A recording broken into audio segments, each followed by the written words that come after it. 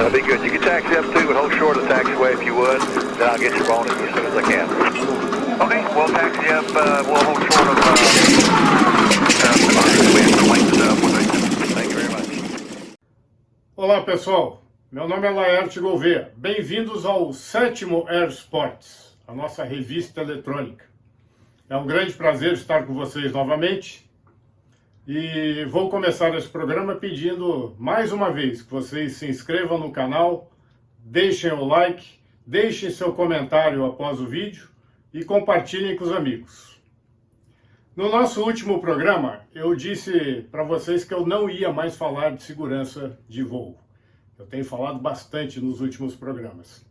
Mas prometi a vocês uma entrevista bastante agradável, com cenas maravilhosas, que a gente vai colocar durante esse papo. Então, para essa entrevista bastante agradável, eu convidei meu amigo Rui Fleming, que é uma amizade de, acho que... Tem mais de uma semana. Quase, mais de uma semana, quase 35 anos aí, por aí. A gente se conheceu em 95 ou 94? 95. Você voou... Quando você entrou na fumaça? 90, eu entrei em 92. Acho que a gente se conheceu em 93 ou 94, então. Eu conheci o Rui quando eu comecei a fotografar para a Esquadrilha da Fumaça, ele era Relações Públicas da Fumaça. E essa amizade começou aí. E o Rui tem muita história. Ele vai contar um pouco dessa história para a gente. E nós vamos contar aqui nesse bate-papo algumas aventuras, né, da fumaça. E acho que vai ser um papo bem legal, vocês vão gostar. Rui, conta pra gente como é que começou o sonho, do sonho à realidade. Como é que foi a ideia de voar até chegar na Força Aérea? Bom, prazer impalavrável estar aqui contigo, estar aqui com a sua audiência. Prazer é todo meu. Eu tenho acompanhado mais essa iniciativa fantástica sua, dentro das inúmeras iniciativas muito legais que você teve ao longo da sua vida. Mais uma iniciativa bem legal, produto muito bom.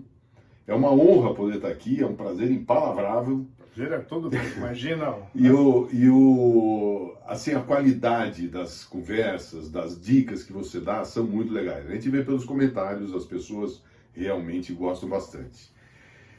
Laerte, eu não sei exatamente quando começou a aviação em mim. Eu tinha um tio que era piloto, ele voou na Real, ele começou na Força Aérea, na época da guerra, ele fazia patrulhamento lá com base em Natal, patrulhamento da Marítimo, né? Pegou o auge de Natal, então. Né? Pegou o auge de Natal. Com todos aqueles americanos lá. Natal chegou a ser a base aérea mais movimentada do mundo. Sim, sim, sim. A Ponte da Vitória, né? A Trampolim da Vitória. Trampolim da Vitória. E depois ele saiu, ele veio para a aviação comercial e teve uma carreira bem interessante na aviação comercial. Voou Constellation, voou os primeiros 727, ele aposentou no 727. Voou na Real, voou na Transbrasil, Sadia, Transbrasil, e acabou... E o nome de pista dele era Fleming também? Fleming. Então era um cara de respeito na aviação. Era um cara que gostava da aviação. Mas eu também fazia o seguinte, eu juntava minha mesada, ia no mercado, comprava aquelas edições Flamboyant e lia aqueles livros de aviação, devorava aquela história.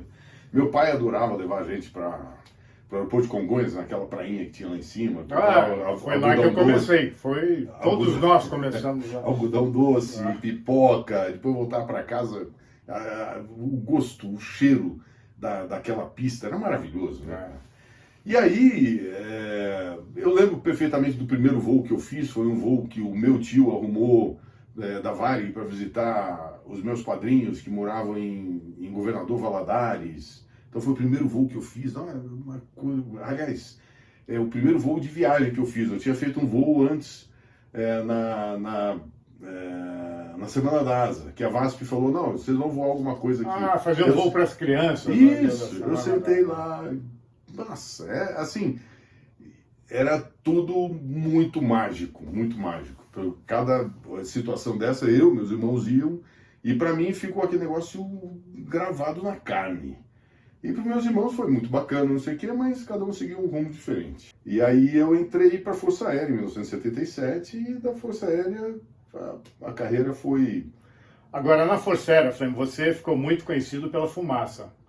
Mas na Força Aérea você passou pela caça por helicóptero, você teve uma carreira bastante rica na Força Aérea. Eu voei 2 anos na caça aí, ala operacional de caça, voei Chavante, que hoje está aposentado, é das máquinas que eu voei que já estão aposentados, assim como eu. Um dos melhores voos que eu fiz na vida foi de Chavante, gente. Tiro aéreo no Chavante é o troço mais emocionante que existe. A gente lançava foguete, lançava bomba, tiro, Ataque combate ao aéreo, solo, era uma coisa maravilhosa. Aí eu voei da caça, eu vim para a Academia da Força Aérea. Na Academia da Força Aérea eu fui instrutor padrão no 3º ano que eu estava lá. Assim, eu me senti muito bem com o reconhecimento de ter sido de ter tido essa distinção de instrutor padrão. Eu achei fantástico aquilo, eu guardo com o maior carinho, tenho na minha casa lá o quadrinho. Depois eu fui para o 2º 10º Grupo de Aviação, o esquadrão especializado em busca e salvamento. Lá eu voei Bandeirante, voei o Hzão, o H1H. Hoje o Bandeirante já não está mais no esquadrão, o Hzão é outra máquina. Então você passou por Santos também, para aprender Você aprendeu a voar helicóptero em Santos, na base aérea? Aprendi a voar em Santos.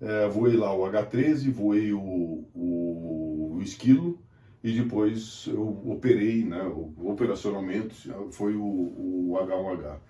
E aí veio o grande sonho da minha vida. Em 92, de 92 a 95, eu passei 4 anos extraordinários na Esquadrilha da Fumaça, e essa é toda uma história. Aí conheci pessoas fantásticas como Laerte e vários outros caras com histórias fantásticas. Foi uma coisa especialíssima na minha vida. Bom, e aí você então chegou na fumaça e aí realmente começou uma fase muito especial, porque na fumaça não tem, quem passa pela fumaça fica um profissional diferente, né, gente? Não tem, você é fumaceiro. Você viu lá, você sentiu, você viveu a fumaça. Eu vivi isso, 5 anos lá dentro. Em várias situações você estava lá junto com a gente. Então nós fizemos eu vou pegar e mostrar aqui. Essa revista aqui são os 4 times que estavam lá em Abbotsford, no Canadá. Isso aqui foi em 1995. Os 4 comandantes. O Fleming está aqui em cima. E o Laerte, eu no posto da frente, o Laerte no posto de trás. Ao contrário, eu na frente, você atrás. É verdade, você estava na frente, exatamente. Eu voava na frente, ele voava na frente. É um privilégio que ninguém entendeu. Poucos fizeram. Aí eu estava aqui de cabeça para baixo, voando na ala, de cabeça para baixo aqui, e o Laerte fotografando os caras de cima para baixo. Eles chamavam a gente de King of Inverted Flight. Inverted Flight. E na verdade é um kingdom, um reinado, porque não é só o Fleming que voava, todos os caras que estão lá hoje e que estiveram antes da gente voaram também de cabeça para baixo, que é uma característica da Esquadrilha da Fumaça. A Esquadrilha da Fumaça é recordista em formação invertida, de voo invertido. Verdade. São 12, se não me engano, 12 máquinas de cabeça para baixo. Gente, a fumaça tem uma coisa que eu me orgulho muito. Nesse período de 5 anos que eu acompanhei a fumaça, a gente fez algumas viagens para o exterior e eu escutei isso. Eu estava lá, com eles voando lá em cima e eu do lado dos americanos. Eu escutei dos americanos, os americanos falando o seguinte: agora os Thunderbirds podem ir para casa que a gente já viu uma demonstração aérea. Porque o americano que voa, quem voa avião a hélice e avião a jato, sabe a dificuldade que é fazer a demonstração que eles faziam com o avião a hélice. Então, os americanos fazem até hoje. Então os americanos ficaram impressionadíssimos com o que eles faziam. Quem conhece mesmo do assunto ficava impressionado. E o aplauso na chegada da fumaça, quando a fumaça parava na frente do público, o aplauso era de impressionar, É né? A incrível. gente ficava arrepiado, eu ficava emocionado. Todas as vezes eu me emocionava muito. A fumaça é muito reconhecida lá fora, mais do que aqui dentro, por incrível que pareça. Eu não sei se mais, mas... Não, da parte técnica é muito mais. Ah, sim, o pessoal é muito técnico, lá, eles sabem da A dificuldade. dificuldade que Agora você está falando de pilotagem, você foi um dos poucos caras que teve o privilégio de estar dentro, mergulhado dentro da fumaça. Então você conviveu com o pessoal de administração, você conviveu com os mecânicos, com os nossos anjos da guarda, você conviveu com todos aqueles caras que fazem a fumaça acontecer. E aí você vê como era fácil o nosso trabalho, né? Você pega pilotos escolhidos a dedos. Então eu quero esse, porque reúne as melhores características, o grupo todo concordou, beleza, então esse cara vai entrar. Os mecânicos a mesma coisa. Ir para fumaça, os mecânicos, os sargentos com outras especialidades, os cabos, os soldados, ir para fumaça era um privilégio. Era um prêmio para o cara que trabalhava bem. era realmente os eleitos. Exatamente. Não, ainda são. Ainda são. Aí você pega um cara que trabalha bem, que ele tem ele trabalha bem tecnicamente, ele tem um bom relacionamento com todo mundo. Pô, fica difícil trabalhar assim num ambiente desse, não? Não, o ambiente era Tem que dar tudo arrumadinho. E, aliás, o voo lá em cima só acontece com aquela perfeição, com aquele grau de competência, porque embaixo tem um grupo muito coeso que dá todo aquele suporte lá em cima. Você viu isso? Né? Eu vivi isso na pele. E o chefe, na época, era o Faria, né? Uhum. Faria era sensacional e é um cara que todos nós adoramos muito. E nós fizemos nessa época uma viagem que eu cobri para a revista, que essa nossa revista eletrônica hoje era impressa na época, né? Que era Skydive Sports. Essa que eu mostrei. E a gente fez uma viagem para os Estados Unidos e Canadá. E eu cobri exatamente onde nós fizemos essa foto que ele mostrou. E eu fiz uma matéria chamada Os 35 Dias Mágicos. Eu ganhei um prêmio de jornalismo com essa matéria. Porque o ambiente nos 35 dias era isso que o Fleming falou. Imagina você ter os eleitos, só caras escolhidos, todo mundo feliz com o que está fazendo e fazendo uma viagem de 35 dias pelo Canadá e pelos Estados Unidos. Foi uma viagem inesquecível. Foi Acho que quem fez jamais vai esquecer. Você fez esses 35 dias mais, que foi uma viagem, mas o seu tempo de relacionamento com a fumaça foi muito maior do que 35 dias. Quando a gente entra lá, a gente veste aquele macacão, que a gente chama de macacão do super-homem, né? Que você vestiu. E quando a gente veste aquele macacão e passa 4 anos lá dentro, hoje os pilotos já podem ficar um pouco mais, acho que são 5. Tem pilotos que ficaram mais ainda por causa da transição dos aviões. Mas quando você passa 5 anos lá dentro, você vê o que é, na verdade, o trabalho em grupo. O trabalho em grupo, como é que é um grupo coeso, um time coeso. Cada um sabe a sua função e faz muito bem a sua função. Cara, é mamão com açúcar. Voar e trabalhar na fumaça. Tem uma coisa muito característica dos times de voo, porque eu passei 5 anos, tive o privilégio de passar 5 anos com a fumaça, e depois eu voei 27 anos no circo aéreo. Então, tem uma característica muito forte dos times de voo, que é a confiança entre as pessoas. É uma confiança sem limite, né? A confiança que a gente tem nos mecânicos, nos outros pilotos. O cara está voando na tua ala a 2 metros, 1,5 metros da tua asa, sabe? Com uma hélice virando a 1 metro da tua asa. Então você tem que ter muita confiança.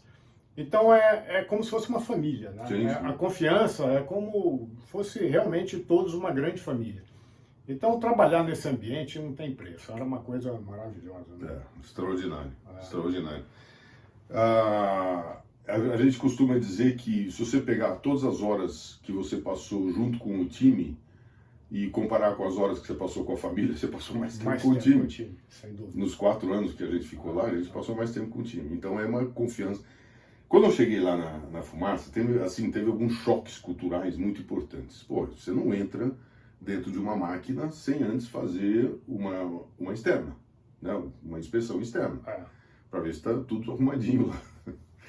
A primeira vez que eu fui voar, falei, bom, vou fazer externa, né? Tava com, acho que o Daidoni. Aí o Daidoni chegou assim, não, Fleme, aqui a gente não faz externa. Porra, como tu faz externa? Como assim? Não, o mecânico já fez. Uma vez que o mecânico fez a externa, acabou, você não olha mais nada. Você falou do grau de confiança. O grau de confiança é nesse nível. O mecânico falou assim, ó, tá bom, acabou, não faz mais nada. Não conheço outro lugar que a gente voa. Eu não entro em nenhuma máquina sem antes fazer uma boa inspeção externa para ver se os parafusos estão todos arrumadinhos, se os frenos estão lá, essas portas estão fechadas, não tem nenhum vazamento, pingou uma gotinha de óleo, não existe. Na fumaça não existe isso. E aí você tem algumas situações, algumas manobras, por exemplo, aquele desfolhado com cruzamento.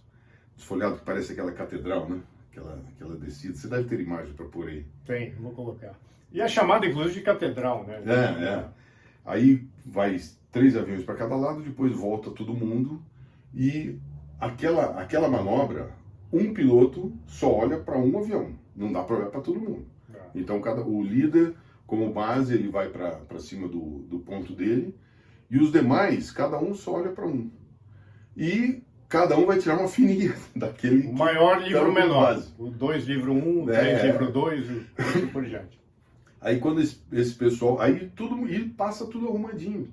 Porque eu confiando que aquele cara tá olhando para o outro, que o outro tá olhando para o outro. Então, para mim, é a maior prova de confiança mútua que tem dentro da fumaça. É esse desfolhado com cruzamento. Nem sempre o cruzamento dá aquele justo com 6 aviões juntos. Mas se alguém tiver errado lá, não vai dar certo. Vai dar uma besteira bem grande. Mas não dá. Então não dá besteira. Fica sempre bonito. Por causa da confiança que a gente tem. E a confiança e fazer uma outra coisa que é muito importante no voo de formatura é você fazer exatamente o que está brifado. Sim. Se não tiver brifado, não faz. E agora você comentando isso, me lembrou uma passagem que eu tive com o Ribeiro Júnior. O Albrecht não pôde ir na festa de Araras, e o Ribeiro Júnior voou como líder, e eu, o Carlos de ala. E aí tinha um cruzamento que eu fazia com o Ribeiro, que a gente brifou que eu ia vir na borda direita da pista, e o Ribeiro ia vir no eixo da pista. Quando a gente fez o desfolhado, que no topo do loop a gente fazia um desfolhado 90 graus para cada lado, eu fiz para a direita, ele fez para a esquerda. Quando a gente nivelou na pista para fazer o cruzamento, eu estava com o sol na cara. E o Temeia com aquele para-brisa todo craquelado, eu não enxergava nada. Fiquei com o sol na cara, eu não via nada. Eu falei, pô, não estou vendo nada, eu vou fazer o que está brifado. Eu vim cravado na lateral da pista, e eu tinha que livrar o Ribeiro. Eu vim cravado, eu falei, eu tenho que livrar ele, eu sei que o Ribeiro vai passar abaixo. Eu vou colar na pista. Botei a hélice 3 palmos da pista e vim embora e falei, seja que Deus, eu não estou vendo nada. Quando eu vi o Ribeiro, olha, sem brincadeira, ele estava acho que 20 metros de mim. Quando eu vi o Ribeiro, a gente cruzou. Eu nunca cruzei tão perto do avião, mas foi no brifado. Aí depois eu falei, o Ribeiro vai me matar, né? Que eu tirei uma fila dele. E o Ribeiro adorou, achou o máximo, mas era o brifado. Então, essa confiança, né? Eu tinha total confiança no que ele ia fazer o brifado e ele tinha total confiança no que eu ia fazer. Então, eu acho que essa coisa dessa confiança... 3 coisas me chamaram muita atenção nesse convívio que eu tive com a fumaça. Primeiro, a confiança entre as pessoas, né? Que isso engloba mecânico, o time de solo, todo mundo. Segundo, o treinamento, que é seríssimo, o treinamento é fundamental, e a dedicação que as pessoas têm. Então, treinamento, dedicação, confiança, essas coisas realmente marcam a gente nunca mais esquece, né? A gente vira uma grande família, como essas você coisas falou. Que fazem, acho que um time, né? Dedicação, confiança e treinamento. Uma coisa, assim, outra coisa que me chocou era o fato de um piloto mais moderno, então um tenente, ele às vezes falava do voo de um capitão ou de um major, com muita tranquilidade. Em outros esquadrões isso também existia, mas não com aquele nível de sinceridade. Porque era fundamental que aquele cara, não importa a patente do cara, importa que o cara tem que fazer o papel dele. E se ele não fizer naquele voo, às vezes você participou de vários debriefings, né? A gente fazia o briefing, a gente vai acontecer isso. Comentava erros que aconteceram nos voos anteriores. Depois do voo, sentava todo mundo e fazia um debriefing para comentar aquilo que aconteceu. E aí você tinha aquela situação onde cada um comentava o que estava acontecendo, o que foi visto naquele voo. O mais legal disso tudo é que o público olha para cima e fala: caraca, que perfeito, não tem nada errado aí. E a gente vê um monte de... E quando a gente senta, fala: pô, isso não pode mais acontecer, aqui tem que ser um pouquinho melhor, não sei o quê. E isso é que faz a fumaça ser cada vez melhor. Eu tenho um agradecimento profundo para os caras que vieram antes de mim na fumaça, porque eles reuniram muita competência, muita experiência e me entregaram de bandeja. Falou: Fleming, é a partir daqui. Eu devo ter feito alguma coisa para melhorar a fumaça, tanto no solo, né, como relações públicas, como piloto.